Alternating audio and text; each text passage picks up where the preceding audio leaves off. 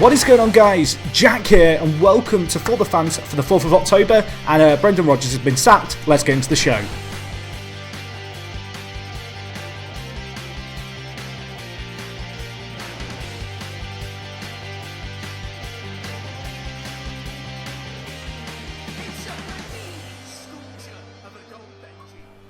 Dun-dun-dun. Boom, welcome back to another episode of For The Fans Show with me, Dr. Benji FM. I sort of did my own little intro there, boys. Sorry about that. Jack and Callum are here, boys. Are you alright? Welcome. I'm delighted. No, I'm alright. I think good. You two are a little bit shaken. We'll come on to it. So obviously, before we get into today's show, obviously there's a topic to talk about. I've got a feature, and the feature, luckily for us, folks, revolves around the man himself, Brendan Rodgers. Now, Brendan Rodgers, over his time at Liverpool, was compared somewhat to David Brent, character from The Office, created by Ricky Gervais. So, the game we're playing this week is Brendan or Brent. Bum. Excellent. Is it bad? Do I have to have seen The Office? I've not seen The Office either. Well, I've seen the US Office. But basically, you know what Brent's like in The Office, right? He says things that are a bit kind of jokey, but serious at the same time. Yeah. You'll get the gist. He sounds like my music teacher at high school, where I didn't know if he was joking or not, and you'd kind of laugh at something and he was being serious, and that was a detention. Yeah, so the emotional scars are still there. I usually go to Jack, but I'll go to Callum. Callum, do you like odd or even numbers today? Even. So Jack, she'll start with you, because of number one on that. So, Brendan or Brent, Jack? Yep. My biggest mentor is myself, because I've had to study, so that's been my biggest influence. That's got to be a Rodgers quote. Correct. Point. Ding. It just sounds like something he'd say. I mean, I don't know Brent, so it's basically would Rodgers say this, yes or no? That's I should clarify for the listeners. We are about, half an hour after Rodgers has been this is sacked. right afterwards. We're pretty up to date as far as it goes. Callum, on to you. It's the team that matters. Where would the Beatles be without Ringo? If John and Yoko got to play drums with the history of music, the history of music would be completely different. Definitely David Brent. Correct, David Brent. Luckily for us, Rodgers didn't talk about the Beatles. Yeah, that would have been. I feel like it was a bit of a given. Well, to be fair, Liverpool band, could have worked it in. Jack, the problem with being a manager is that it's like trying to build an aircraft while it's flying. That's definitely Rodgers again. It is Rodgers. I feel like all the odds are going to be Rodgers and all the evens aren't. Back to Callum Keane. I will leave no stone unturned in my quest, and that quest will be relentless. These all sound like things Rodgers would say. Yeah, that's why I'm going to say Rodgers. Correct. Brendan Rodgers said, I will leave no stone unturned in my quest. Really, he should have just become like an author, really, and just written a book of inspirational quotes. Back to you, Jack. If you can keep your head when all around you have lost theirs, then you probably haven't understood the seriousness of the situation. Okay, that's like... And now I'm not sure. But the fact that it's not immediately in my head gone, that's Rodgers, makes me think it's Brent. But at the same time, can you repeat the quote, please? It's quite Rodgersy. It is very Rodgersy. If you can keep your head when others around you have lost theirs, then you probably haven't understood the seriousness of the situation. I think that's a Brent quote. Correct, David Brent. So far, boys, I don't know if you've got one wrong, have you? Nope. All right. Back to Callum Keane. Except that some days you are the pigeon and some days you are the statue. David Brent. Correct. Wow, I'm impressed. I feel like I just have a gut instinct as to whether or not there is. Yeah, I can't quite put my finger on what it is, but there's something distinguishable. Let's test it. I've always said that you can live without water for many days, but you can't live without a second. You can't live a second without hope. I feel like every time I hear one of these, I play it back in my mind with Rodgers' voice saying it. Would it sound normal in a press conference? I think that's a Brent quote. Brendan Rodgers. I've always said that you can't live without water for many days, but you can't live a second without a hope. I like to believe that's what Liverpool have been doing while he's like on Saturdays and Sundays. You can't drink, boys. We'll have hope to carry us through. Okay. Callum Keane, back to you. I like to use a quote. Per aspera ad destra, which is Latin for through adversity to the stars. That's a difficult one. I don't think Rodgers speaks Latin, but then I don't know if this Brent chap does or not. Sure. I can't believe you two haven't seen The Office, by the way. Negative points. I've seen the US Office. Well, you both lose a point for not knowing Brent, not knowing enough about Brent. Not a big Ricky Gervais fan, so that's right. Carry on. Can I just say, I saw a great tweet. Great and it answer. I was going to say, go on. I was going to say, I heard a funny joke. It's about Ricky Gervais basically saying he's like Mourinho in the fact that he doesn't do third seasons. Yeah, well, you're still level, boys, by the way. Going into the final two. Back to you, Jack. A problem shared is a problem halved. So is your problem really yours or just half of someone else's? Brent. Correct. And finally, I am not a power freak. Brendan Rodgers. Correct. Now, luckily for me, we've got a tiebreaker. Sergio Aguero and Robert Lewandowski both scored 5 goals in the last couple of weeks or week or so. Yeah.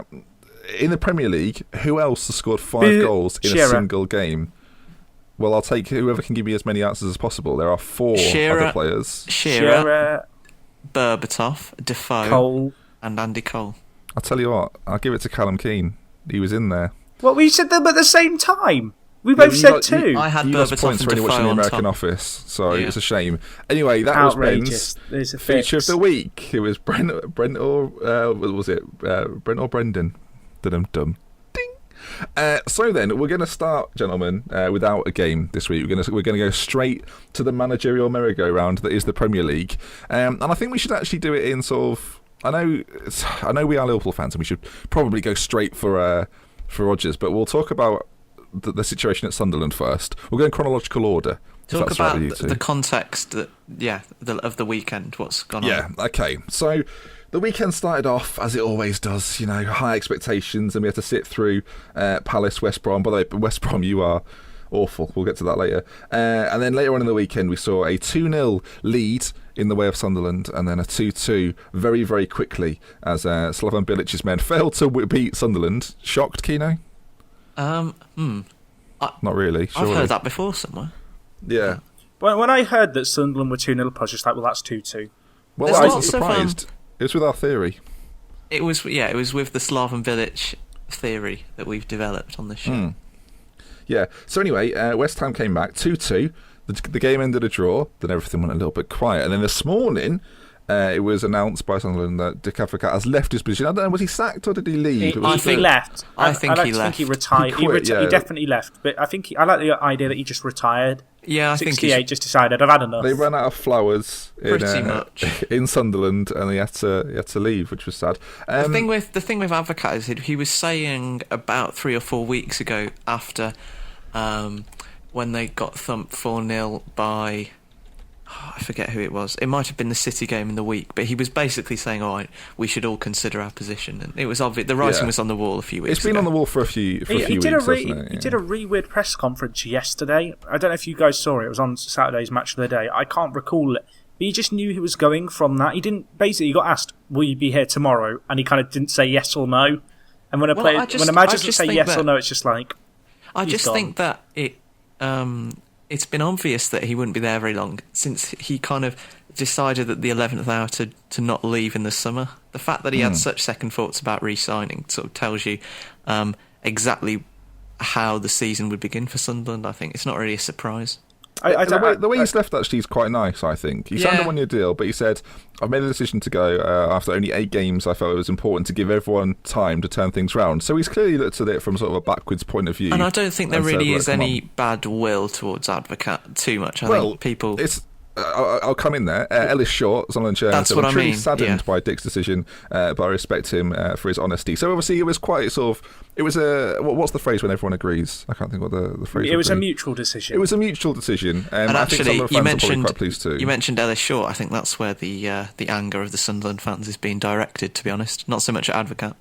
Yeah, no, I think you're probably right. There's been quite a few, like obviously since November 2011, Steve Bruce was sacked then it was O'Neill, then it was Di Canio, then it was Poyet, and now it's Advocaat, and obviously next week, 2 weeks' time, there'll be a new man in the dugout. So, frustrating times.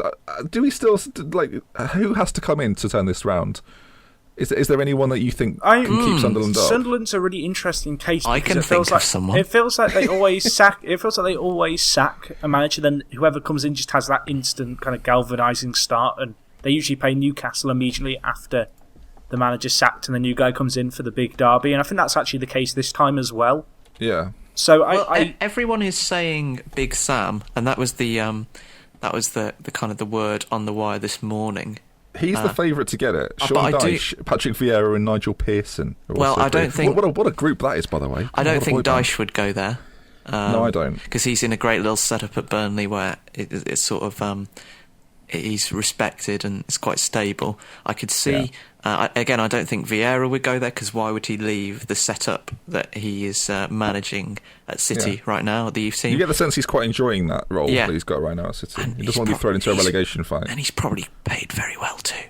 So, yeah, probably. So, and probably better than he would be at Sunderland. So, yeah. I could maybe see... I don't think Pearson's the right man for the job at Sunderland. I think Allardyce is the most safe... sensible option. I think Sunderland fans would quite enjoy an Allardyce reign to get them out of this little mess. And also, Big Sam would love to, because he's a man who likes revenge, isn't he, Big Sam? He'd love to put one over Newcastle in the derby. Yeah, no, I think you're right. I've got a weird theory here. And this just sits around my gut because it sounds like a Sunderland thing to do. I think they might get Neil Lennon from Bolton. And I know that might sound out of the blue, and I don't know why I think that.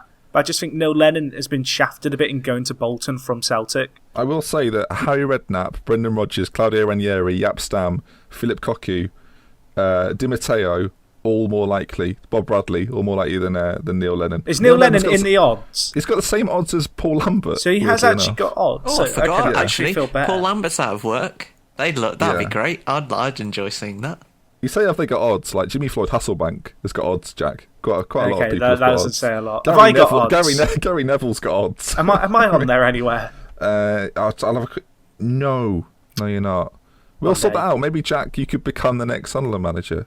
You never know. If they send me some flowers, I'm on board. If they send you some flowers. What sort of flowers would woo you to Sunderland?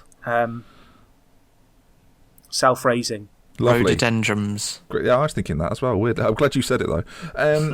So yeah, I think we'll move. So the sort of situation with Sunderland, not that unexpected, and a good decision for everyone, provided they're bringing the right man. And I think we're kind of in agreement that Allardyce would be the man.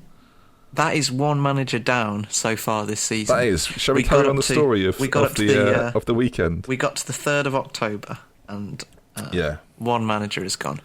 Okay, so everyone slept tight. Obviously, the morning came round and Advocaat left. And then it moved on a little further. The early afternoon game was Everton 1, Liverpool 1. Well, we'll briefly chat about the game, I think. Why not? It makes sense to talk about it here, I think. I was surprised 22 players stayed on the pitch, Jack. Yeah, well, Lucas could have been off. So could Barkley as well. Barkley was a little bit naughty, wasn't he, kicking the ball away? I thought Emre Can lost his head a little bit at one point too, which surprised me. So did Sacco.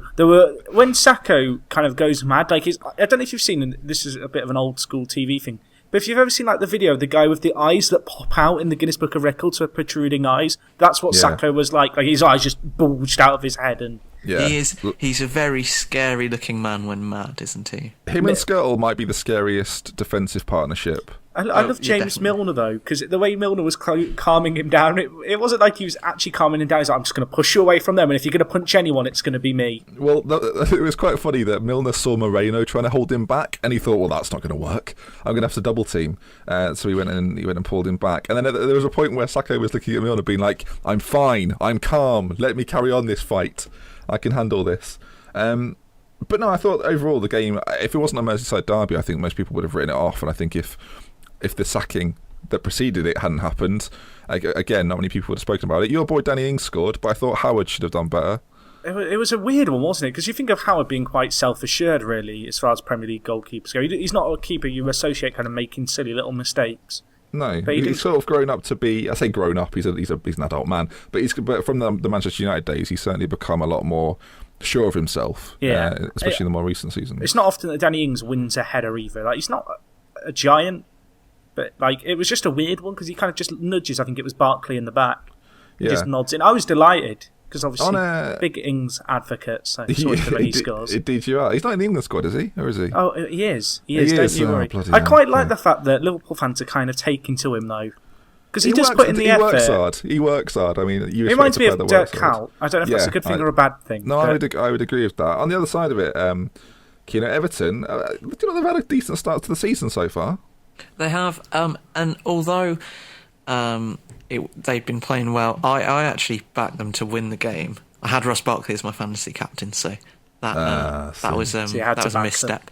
But the game was quite. It didn't have much in it, and I think it was kind of often when a manager gets sacked and the game, they'll lose one catastrophically, or you'll have a run of bad results like Rodgers has just had, and then there'll be a kind of just a nothing game, which kind of is just devoid of any enthusiasm or sort of urgency, and I think that's the kind of game that makes boards pull the trigger more so than a kind of a massive like implosion of that has happened earlier in the season to Liverpool. I think he's drawn like 5 of the last 6 though, hasn't he? Like I feel like it's slowly been tailing off for Rodgers. But it seems pointless to talk about now. He's been sacked. It seems like analysing the game is almost sort of it's null and void in many respects, because you can't talk about what might happen next week or 2 weeks time. I was going to say, but before we I know that we want to talk about Rodgers, and we probably will for a while, but it's worth just noting Lukaku was outstanding. I thought for Everton. I think he's. A lot of people said that. I didn't think he game changing. I think he was in just terms of the way he kind of integrated himself into the play. I think Lukaku in the past has been accused of being kind of a striker who just stands on the last man. But he was getting involved in the play in the midfield. He was dropping deep. He was working hard to get it, and of course, he was rewarded with a goal towards the end of the first half. On the flip side, I thought Sturridge looked, despite having Ings up there, I thought Sturridge was really isolated. I don't think in the second half, I don't know how many times Sturridge touched the ball, but it can't be more than like 20 or something. It was disappointing. I guess we can't really put it off anymore, and I hope you don't mind, gentlemen, but I'm going to start with a Dear Brendan. Series finale. The date is the 4th of October 2015, and Brendan, it's been emotional. You know, we had a fantastic year. That 13-14 season was arguably the best season as a Liverpool fan I've ever endured, and I think many people amongst the Liverpool fraternity have enjoyed that season and will remember it fondly. You, Suarez, Sterling, Sturridge, Gerrard, etc. The SAS, you know, Brendan, it was great. We loved it. Sadly, since then, it's been a bit shit, hasn't it, really? And it's gone a bit downhill. But I just want to say thank you, Brendan. I'm not delighted you've gone. I'm sad, really. I think you cared as much about the club as anybody did. So it's disappointing to see you go. But thank you for your time, Brendan. Wherever you go next, whether it be Villa Park or the Stadium of Light, I wish you well. So for the final time, at least for now, dear Brendan, thank you. Jack? The end. Right, should we end the podcast? I feel a bit emotional now. No, following on from Ben, dear Brendan, from a Villa fan. Hello, Brendan. We've had Tim for 8 months now, and it's starting to get a little bit worrying. I know you've just finished your job over at Liverpool, and I know you might want a little bit of a break, but take 6 weeks out, and by that point, Timmy will have fucked up even more. So whenever you're ready, whenever Randy gives you a call, just come down on the M6 and come and see the training ground, come and see the facilities, and come and have a look at the players. They'll be lovely. Cannot wait to buy into your project. Do they have great character? They have fantastic character, Brendan, and I know you'd love it. Well, I was not expecting that. Jack, have you got one? No, I haven't. I just want to express... like you, really. I feel sad to I love how we're talking to Brendan in the first. I like you, really, in the first person. We've got Brendan in the call. Brendan, first reaction from... No, we haven't. Go on, Jack. I see, I'm a bit like you. I'm a bit mixed emotions, but I said a few weeks ago that I wanted him to go sooner rather than later, which now that they've sacked him as soon as they have, because I kind of said November, you kind of have to wonder, well, should they have sacked him before the start of this season? You know, was it worth having him for 8 games? I mean, you look at the results, Liverpool have just been shocking, haven't they? -2 goal difference. 12 points from 8 doesn't sound as terrible as perhaps the results and the actual matches themselves would reflect. I don't know. I feel like at least now Liverpool have a chance to actually save this season to some extent, because they're still only 3 points off 4th. Yeah, which from the outside, it may look as if it's a bit early to sack him. You know, only, as you say, 3 points off 4th. you look at the start Chelsea have had, and comparably, you could probably think, it's not too bad. But I think for a lot of Liverpool fans, this is a continuation of last season. This is not a thing that's just happened over the summer and all of a sudden it's not working out. I think he's had money to spend. He spent it. I mean, it's almost too early to say if he spent it well or not. I mean, especially this summer, we don't know yet. I think it's just the nature of the results more than anything. You look at the wins against Bournemouth and Stoke. Stoke one was down to Coutinho. Bournemouth one, we were lucky with the offside decisions and the disallowed goal. I'm glad. And that, as you said, like Rodgers did care, but at the same time, I just feel like now at least there's a chance to save this season rather than having it as another write-off.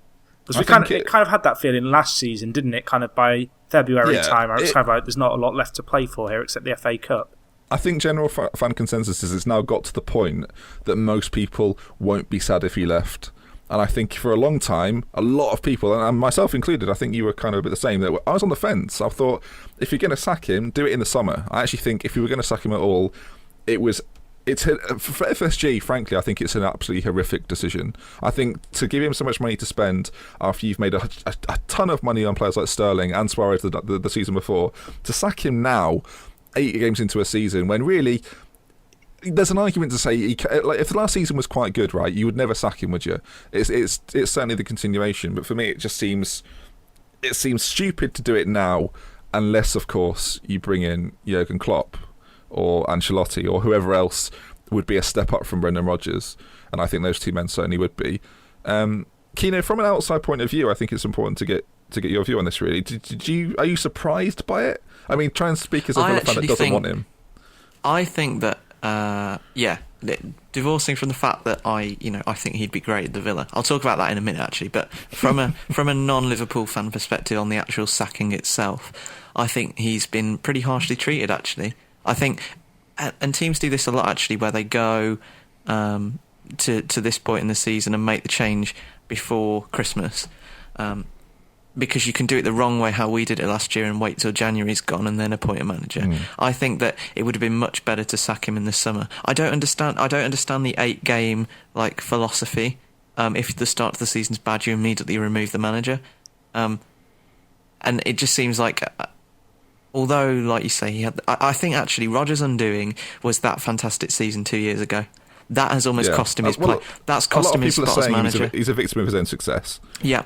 Much like Wenger's been treated over the last few years. Obviously, it's not really comparable, but it's that if Rodgers didn't have that season, he probably wouldn't have got to this point. He probably wouldn't have survived the summer, actually. Go on. Can I chip in here? Because my concern is that you actually look at where Liverpool were before Rodgers, before that amazing season, and where they are now. Has the club really moved forward? Like, the squad's improved, but have the performances? Has where we kind of sit in terms of stature in England? And with the exception of that one season, as you said, it's not been great, really. Like, you don't truly feel like progress has been made, even to the extent where last season, if we'd had the season we had, but at least made it to the knockout stages of the Champions League, that would have been a degree of progress. Yeah, I think one thing I'd like to touch on very briefly is obviously the next manager is now, Liverpool have said they're searching for him immediately. I mean, the decision's been made that he's gone and Liverpool are looking straight away. Klopp's been highly talked about. I mean, by the time people listen to this, someone may have been appointed, Klopp or not. I'm defending Jurgen Klopp because I'm seeing a lot of talk around on Twitter and on other social media that Klopp wouldn't suit Liverpool. He's not right. Well, in Klopp's worst season at Dortmund, which was last season, have we agreed last season was his worst season? Yeah, and even then he saved it quite drastically.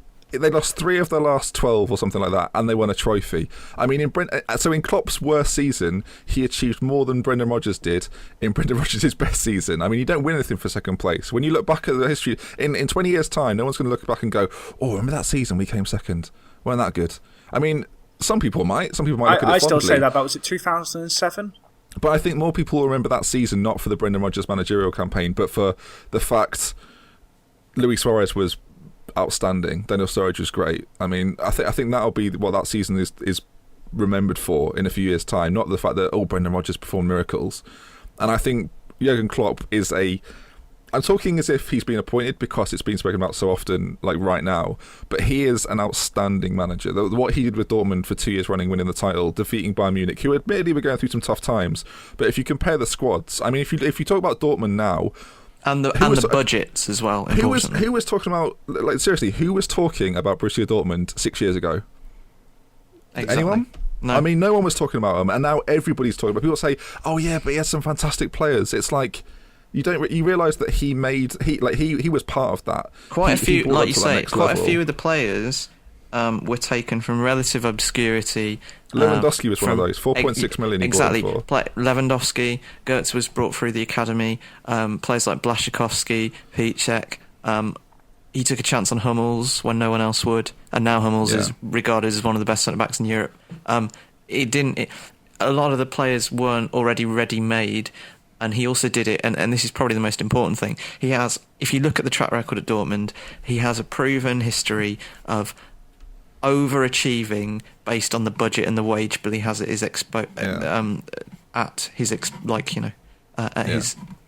his disposal. I guess disposal. That's the word. I was thinking exposure. Yeah, at his exposure. I feel like we're talking about him because he'd be the perfect man for the job. He would. If I chose, he'd be my choice. Yeah, and that final quality that I said about being able to overachieve on a small budget is not so much the fact that Liverpool have a small budget, but it's the fact that their wage bill is 5th or 6th in the league, and they need to go that one step further. And if they don't have a massive cash investment, and we assume that wage bill will stay 5th or 6th in the league, and they need to break into the top 4, then Klopp is your man to do it. More so than someone like Ancelotti, who is seen more as a kind of a finisher of a manager who will come in when the team is ready-made and win you trophies. That's not so much what Liverpool need, I think, right now. Obviously you want silverware, but you need to be back up with the Arsenals at the top end of the league consistently, and not be messing about in 7th, 8th, 6th, that area.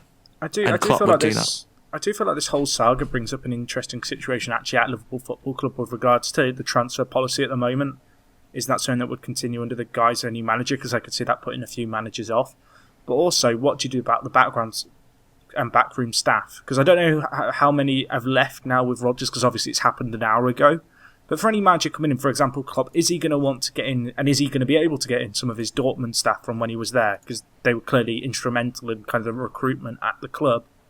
And my concern is that we might be in a situation where we get a manager, but the kind of team around him isn't the ideal situation, and that could hurt us. I think it'll be incredibly important, actually, that the FSG support whoever the new manager is. I mean, people think Klopp and Ancelotti are unrealistic targets for Liverpool. I mean, out of the big clubs that... And I will categorise Liverpool as a big club, because I think in sort of... If you look at any top 10 list in terms of revenue made through a sizable club, Liverpool are always on that list, whether it be 10th or wherever. They're still on the list. I think to quote Rodgers, really, Liverpool is a good project. I think it's interesting. I think it would attract a lot of managers. So it'll be interesting to see if Ancelotti or Klopp, and I speak sort of as a Liverpool fan, take that sort of small step down to potentially create something quite special. I guess time will tell.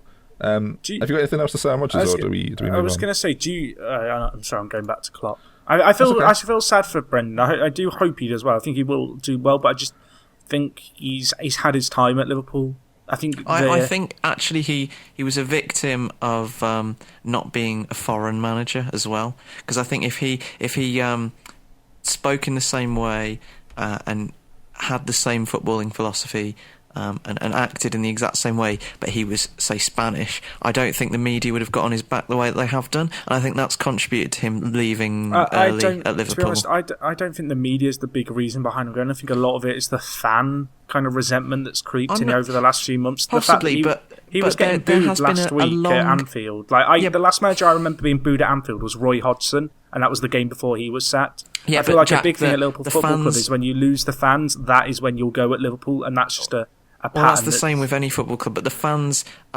perspective and on the manager is fueled by what they read in the papers before they come to the ground in the morning and watch on Match of the Day at night. I don't think it was in this case. I think a big part of it was what they were seeing on the pitch.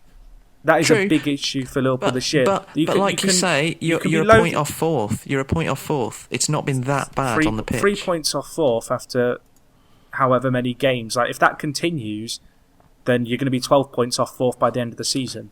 And not only that, but I think those points are not really an accurate representation of how Liverpool have been playing, because I think most Liverpool fans would say that we don't deserve to be as high as we are, or have as many points as we have. It's important to note that we drew with the team that finished 7th in Switzerland in midweek. And Carlisle. I think and Carlisle over 120 minutes. I think Jack's right. I think it is a progressive thing. I do think that the fans have had an impact, but I do also think Keno's right in the way that the media are swaying a lot of Liverpool fans. I think a lot of Liverpool fans are unrealistic in their expectations of Liverpool Football Club. I think, as Keno pointed out with budgets, like Liverpool are the 5th team in terms of budgets, in terms of wages, in terms of transfer money spent, etc. And it's going to be difficult for any manager that comes in, whether it is Jurgen Klopp or Carlo Ancelotti. He's still going to have the same. He's still got old DePaul maybe, or Gary Monk. It's going to be difficult, and I think that a lot of Liverpool fans at this point have got what they want, but they're not sitting comfortably. I think it's now a situation of there's a lot of trust in the owners to get this right, and I think a lot of Liverpool fans, if it's not Klopp, will be concerned, unless of course it's Ancelotti. But it seems strange because, again, some people listening now will think, well, you won't get either. So I guess we'll wait and see. I think Klopp, just to finish on the Klopp thing, he would be the perfect man to break that budget, league table correlation, the structure, and to try and get you into the top 4 with the budget that you have. Yeah, okay. To conclude. Jack, do you want a final point? No, it's okay. I will just. Anyway, go on, Keno. I will say about Rodgers now moving away from Liverpool as an Aston Villa fan. Are you a Villa fan? I was going to say, as we moved on to the next game, about Tim Sherwood, and I can sort of quickly talk about the football because there wasn't really much that went on yesterday. It was an identical match against Stoke than the one 2 weeks ago before at Villa Park against West Brom, where we lost in the exact same fashion, 1-0, no penetration, no cutting edge, lots of passing in the final third across the front of the box with no end product. He's changed the team every week. He's changed the system with it every week. He doesn't look like he knows what his best team is. And it almost looks like that, obviously at Spurs, and this happens with new managers when they come in, the cogs are already turning at Spurs, the system was already there. He came in and was able to just continue to the end of the season and do well. That was almost the same thing when he came in at the Villa last in February and managed to keep the wheels turning a little bit to get us through the FA Cup. I mean, we only just scraped to safety in the league, but he was able to kind of build on the small amount of sort of organisation that Lambert already had in the team. He's had pre-season, he's spent an awful lot of money. We spent almost £60 million in the summer, and I don't think the squad is bad. I think it's a mid-table squad at least, and if you look at the teams above us, the squad is better than Chelsea. Bournemouth. Yeah, well, yes, Chelsea. They'll look like they'll be our rivals actually in front of the relegation zone this season. But it's better than a lot of teams above us. And I think actually, and I was saying this to you before, I don't think it's just because Rodgers has been sacked. I think Rodgers would be the man to actually get the best out of players like Jordan Ayew, Jordan Veretout, Jordan Amavi, the 3 Jordans, but players also like Adama. He would love to have Sinclair, Adama Traore. I mean, he's worked with Sinclair before as well. He's worked with Sinclair. Yeah, exactly. He's worked with Sinclair before. Traore, that team, and Joe Allen would fit. Joe Allen would work. Joe Allen would work. But he also has but he already has Ashley Westwood though, who's basically a similar player, and I think he'd play. The midfield is good, but they're not, and they're set up to play 4-3-3. It seems, but they're not. They're not being utilised that way by Sherwood. I'm letting you talk about Villa this much because you're in the bottom 3. I think a lot of people are questioning McLaren. We'll go quickly. Well, it'll go like that. It'll this. go. The media scrutiny will now. Obviously, Rodgers is gone. It will go to McLaren, and then it will go to Sherwood. And at that time, Villa will be in a very interesting position because either they'll have climbed out because it's already a 4-point gap. I mean, it seems 8 games. It doesn't seem a lot, but it's already a 4-point gap. That's what's the most worrying, and that was the performance was so abject yesterday that it is very worrying that we're already that far adrift. 10 games in almost. Yeah. A third of the season gone. Just briefly on City, I mean, there's not much to talk about. Sergio Aguero, 5 goals in a game. Not bad. I touched on it earlier on. Jack, we were talking very briefly before.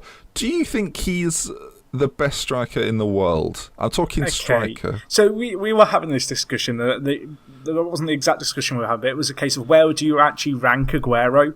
And he's just such a weird one to, I think, piece in anywhere. Because since he's come to England, he's not ever shone on, like, you know, a big European stage like a lot of the big strikers do. He's never had that big run with City. And when he's been doing well in the league, he always seems to do really well goal scoring wise, and he always looks lethal on the pitch. But he always seems to get injured, and I don't ever feel like there's been a half a season of form where he's absolutely terrified me like some strikers do, if that makes sense. A lot of Aguero's goals, it's true that he's been tearing up the domestic league since he joined. Like, he's been scoring lots and lots of goals.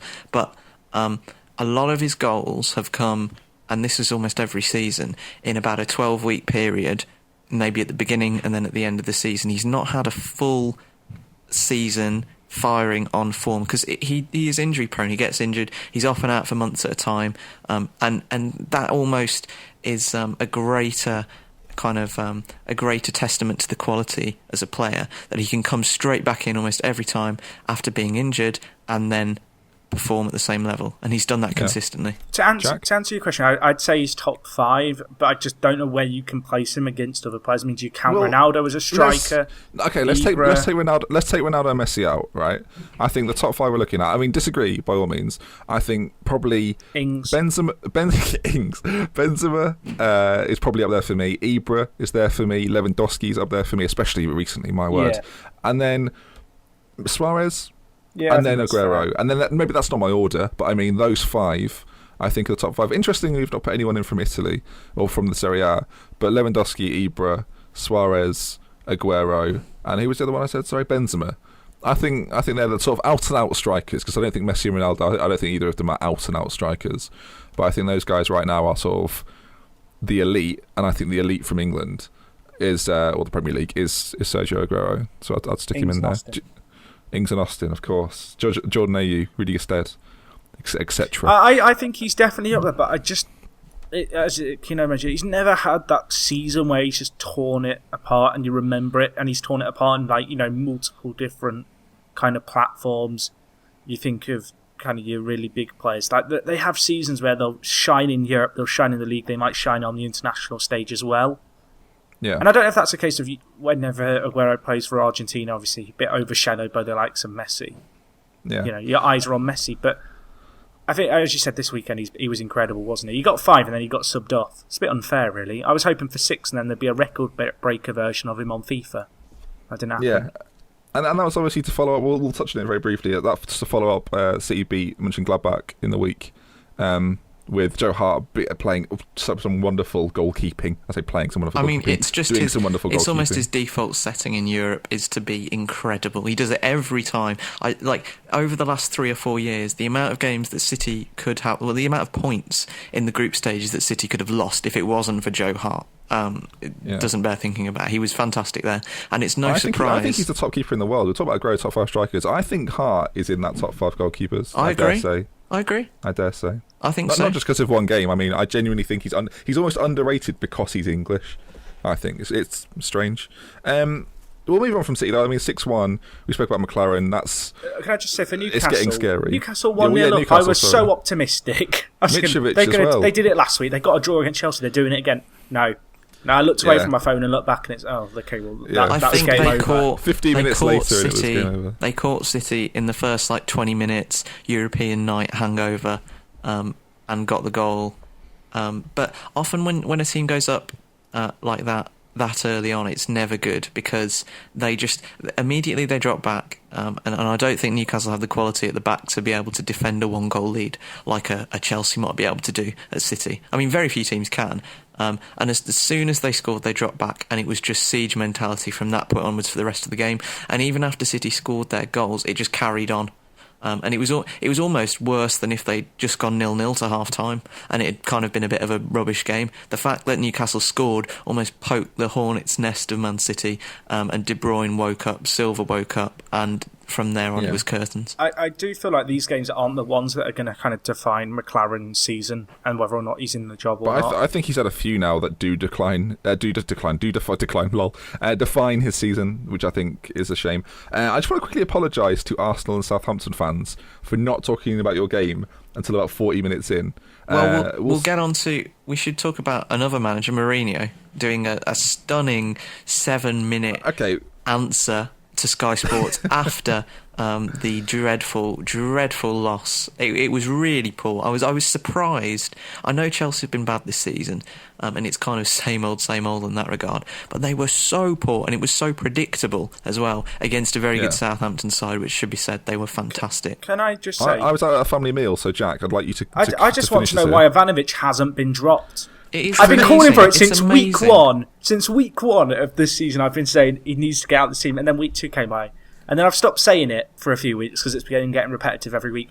He needs to drop Ivanovic. The worst thing for Mourinho here is, in the post-match press conference, to begin with, when he started his answer, I'm thinking, okay, he's doing one of his Mourinho, deflect the attention away from the team. By about 2 minutes in, he was just having a breakdown. He's lost it. I don't think he knows what the problem is, and I think there is a bigger problem under the surface than perhaps what it looks like.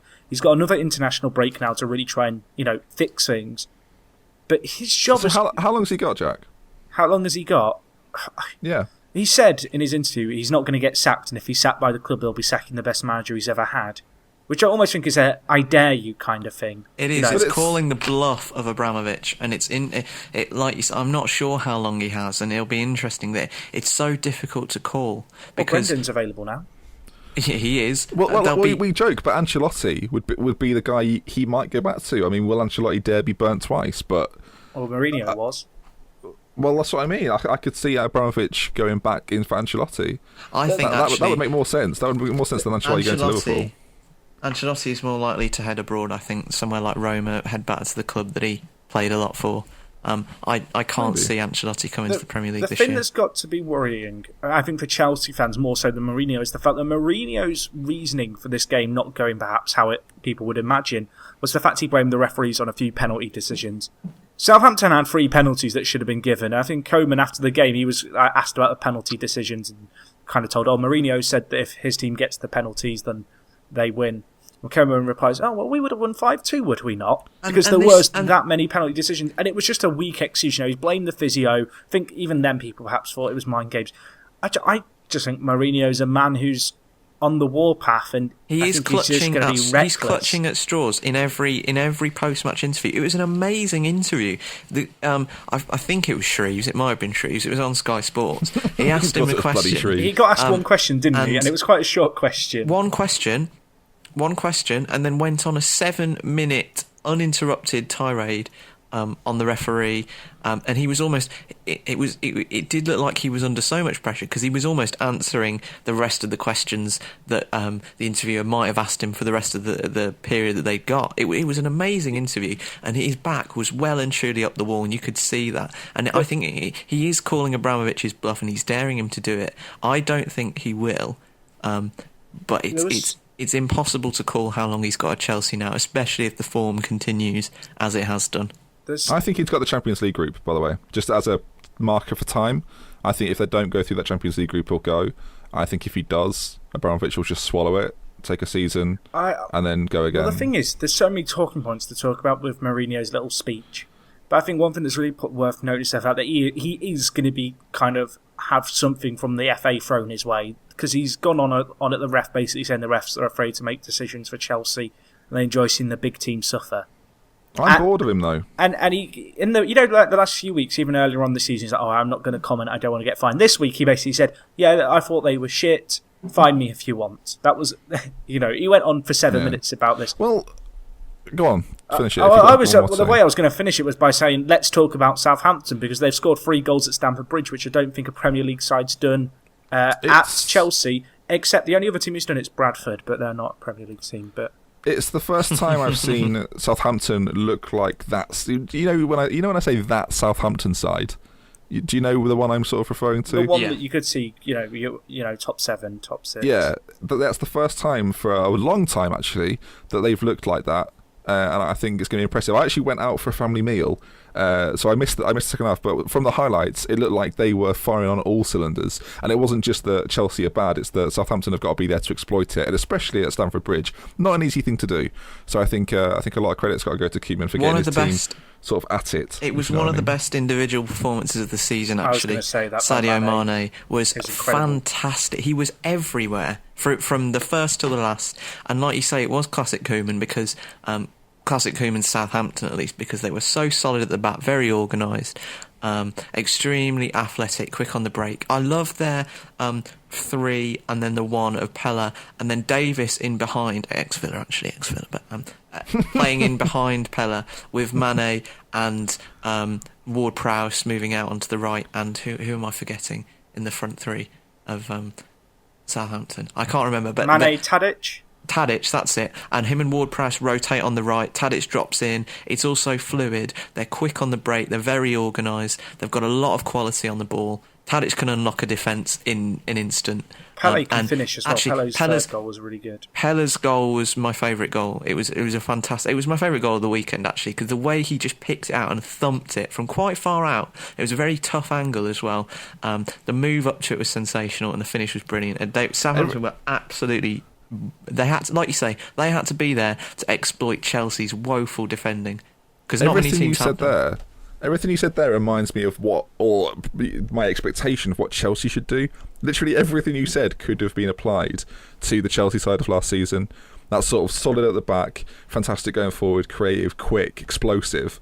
You talk about Pele, you think that's the sort of thing you want from Costa right now. They're not. Getting it. They're not. Like a silky team, like you say, it's very similar to the Chelsea model. They're not as silky as Manchester City. They don't weave as many pretty patterns through the defence or Arsenal. They're quick, they're direct, but they have so much quality. In the same way that like a Real Madrid does when they won the European Cup. It's so fast and direct, but the players doing it are so good that it is really great to watch when it's working. I think the biggest testament to kind of Mane's performance, but also perhaps the thing that really epitomises Chelsea at the moment, was the fact that Matic came on at half-time and was subbed off 26 minutes later. He came on for the second half, told to do a job on Mane, didn't work and got taken off, and that was that. And then Remy came on. Well, right? The thing is, you look at the Chelsea team, and you can sometimes lose games through individual errors. You know, there'll be that player who slips. I think it was Boric, for example, in the Bournemouth-Watford game, kicked it straight at Carlo. Yeah. And you lose a game like that, and you know it was an individual mistake. The issue with Chelsea is, I don't know if you can call an entire team committing repeated individual mistakes over the entire season and over the entire of this match, for example. Individual mistakes. It was like a systemic kind of shutdown from their entire players where none of them played well. We have said this since the first few weeks of the season after the Aguero thing. It was obvious that there was a more systemic problem at Chelsea. Even after they'd lost the first few games, you could see by the reaction of the players, the way it looked on the side, on the bench when the camera always panned to Mourinho, all the interviews he gave. It was obvious there's something wrong, and it's unclear exactly what it is, but it is ripping the club apart from the inside. I can't put my finger on what it is. He almost thinks he doesn't want to be there. I said to Jack before we started recording, I've worked out what's wrong with Chelsea, and this is my take on it. I don't think Mourinho knows, so he can't fix it. So he's trying things to fix it, and he keeps getting it wrong because he doesn't know what's wrong. He can't explain it. So it's just a situation of waiting for it to fix itself, and it ain't working. So it's going to take a change managerially. I mean, as I say, he's got an international break. I think he'll have a little bit after that. If it ain't working, I mean, Abramovich is known to pull a punch. He won't wait. Yeah. He'll do it if he has to. But I think the only thing keeping Mourinho in the job right now is the fact they won a title last season. You mentioned actually, the fact that Mourinho perhaps doesn't know what's wrong with his team, and I think his system, he's still not nailed it down. But certainly another team with a system that just didn't work this weekend was United. I feel bad for Arsenal fans who were Arsenal in that first half were. That first fantastic. 20 minutes, it reminded me of when Liverpool played Arsenal, in that season. We're trying to be nice. Sorry, but they've waited 50 minutes for you to say that. It was that kind of game, where one team just comes out of the traps and is just in a completely different gear, dominant in every single aspect. And it's lovely to see when it's against United. Well, I thought... I'm sorry, United fans. There was... everything Arsenal did in today's game was spot on. I mean, they worked United out. Arsenal, I think you were fantastic, but I can't not talk about the Manchester United midfield. I mean, well, I could not talk about them because they don't exist. I don't know what was Schweinsteiger doing. I don't think he knew. It was funny because where was he playing? Arsenal started with one of the best 20-minute periods I've seen this season. They were great, and then from that Sanchez point, is brilliant, by the way. Just quickly, what a player Alexis Sanchez is. Oh, sorry, Keenan. And well, everyone knows it. It was only a matter of time until he hit form. Love him. And like I said, Arsenal were fantastic in the first 20, and then for the rest of the game, it kind of played out how United would have wanted it to have played, apart from the first 20 minutes. It kind of just... but they were 3-0 down. Exactly. By the time they'd settled into their rhythm and they started to control Arsenal a bit more, the game had already gone. And I don't think they had... I think it was just a failure of game plan and the fact that the players weren't on it. It's a bit of a cliche, but they weren't on it straight from the whistle. I do feel like the fact that the reason United's game plan looked so bad was because Arsenal's was so good. Though the dynamic and fluidity in the midfield. The contrast was so big in the first 20 minutes. I don't think Van Gaal actually had the wrong ideas before the match. I think had it played out, if he'd have taken those 20 minutes away, and it kind of had played out like that, and maybe it had been 1-1, 0-0, it would have been an okay result. It was the fact that I think the players should really take responsibility for the fact that they weren't straight in Arsenal's face from the whistle, and if they had been, it might have been different. I guess I just think that the first 20 minutes of the Arsenal performance was the first time I've seen that Arsenal team of Ozil, Cazorla, Sanchez, Walcott play, and I've gone, that's how Arsenal should play. Like it just worked, having Walcott down the middle. Yeah, it had a weird thing where Cazorla was kind of playing holding midfielder with Ozil going on ahead of him. It was very odd to see Cazorla being the kind of midfielder, having to be a little bit conscious of what was going on behind him alongside Coquelin. But it just worked. And it was really impressive, and it was exciting football. And I think Arsenal fans will look at that and go, that's what we need to do more of, in Europe, in the league. And they didn't look like they missed Giroud in their style of play. Not at all, no. Well, Arsenal were undone by Olympiacos in the week, and in that game, I thought Ozil looked like... In that game, Ozil shouldn't play, because in that sort of game, Arsenal aren't good. Like I tweeted out in the week that Arsenal aren't good enough for a player like Mesut Ozil, because you carry him in games that you're not dominating, and or at least successful in. You know what I mean? If Arsenal score 4 against Olympiacos, you go, oh, Ozil, what a player, right? Yeah. But because they don't win, he's a passenger, because he's not contributing defensively. All he's doing is setting you up for attacks that don't develop. Whereas in a game like today, he looks like the £40 million player that Arsenal bought from Real Madrid. He was everywhere. Whenever Arsenal did something good, he was part of it. I don't think actually anybody thinks Ozil's shit. I mean, there's this idea that he's not a very good player. Bollocks. He's brilliant, but when he's not, he's a passenger. He can go missing, and because he doesn't work back as he does, if he's not doing what he can do in the final third, because of that lack of defensive mindedness he has, as you said, it's like they've got this extra player on the pitch who isn't quite a striker, but certainly isn't doing the defensive role of your traditional midfielder. People say, oh, if you don't think Ozil's good, you just don't understand him. I think it's that people do understand him. It's just frustrating when you see him have games where he's non-existent, because I think you want to see a £40 million player doing his stuff, and I think he does that in games where Arsenal win, and when they don't win, you might as well take him off at half time and bring another midfielder on. Can I make a weird comparison here? Ozil is like Rooney. Well, Wayne Rooney today, and he was in the week, and he was the weekend before, I believe. I don't know what's wrong with him. I mean, Euro's coming up, Wayne. Sort it out before the fans Euro special starts cracking on next week, because Wayne Rooney's participation in today's game was... Keno, you've put in the notes, what is the point in Wayne Rooney? I mean, Ben, he's England's greatest ever goal scorer, so we should watch what we say. Since he's got that, he's switched off. I don't deny that he's got great talent, but it's just his work ethic at club level and the way he plays at club level. Like, it doesn't make sense. There is no chance that Van Gaal wants him to play it as he plays some days. He's not been... If you take the England matches, which one was against San Marino, the other was Switzerland, and he played quite well in that. If you take all those other matches out, and maybe there was one game where who did they beat at home 2 weeks ago, and he scored. It might have been Sunderland. It was probably Sunderland. He scored in that. He's been not good all season, and probably not good for the last sort of 8 or 9 months. And this is the thing with Rooney. I've never seen the number 10 role that everyone says that he'll go back into, because I don't think he plays like a modern number 10 should do. He's too static. He's constantly getting on the ball and clipping passes out left and right, which he does have enormous talent. He's able to do that.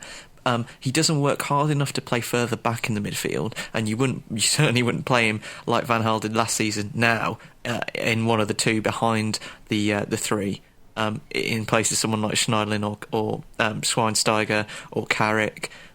So I don't understand where he fits into the team, and it's bad for United and it's bad for England that Wayne Rooney is undroppable. I think, because if he was considered a bit more of a kind of less integral part of United, you could move Juan Mata, Martial and Depay all in the front three themselves, and you could have a 3-man midfield, or you could play another player. You could maybe move Schneiderlin in, and you'd have a solid midfield 3 and a front 3. I don't see why Wayne Rooney should be in there, because today against Arsenal he was very, very bad, and when Rooney's bad, he's not good at all.